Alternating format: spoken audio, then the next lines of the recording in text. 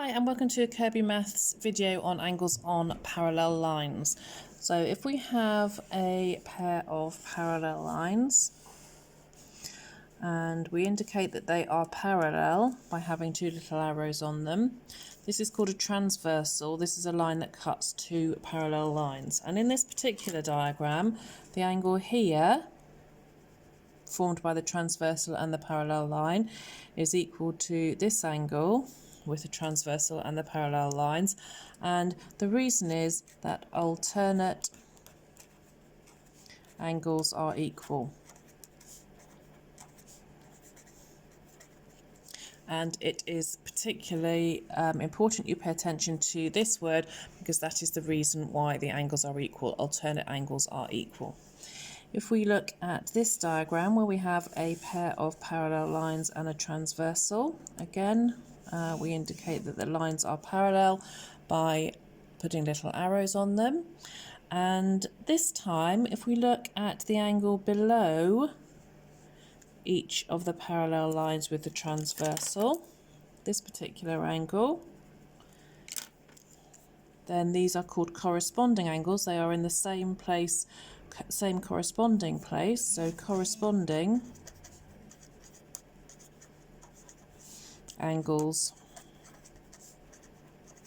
are equal. And finally, we have a situation where we've got another pair of parallel lines, another transversal,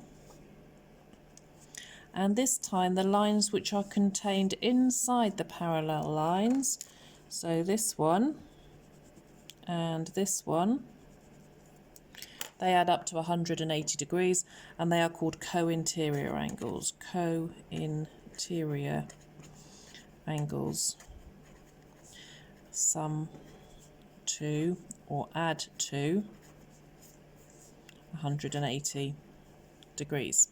And the final little bit of information that you might need to use when you're doing parallel line questions, apart from angles around a point are equal to 360 and angles on a straight line add up to 180, would be something called vertically opposite angles.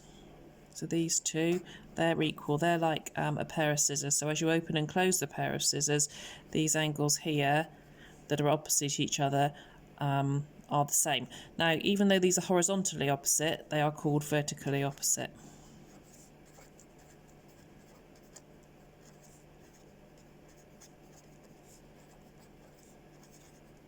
So vertically opposite angles are equal, and also it would be these two angles here which would be equal to each other.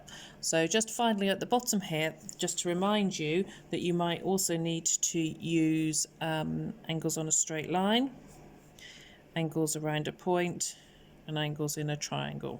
Okay, so 180, 360, and again 180.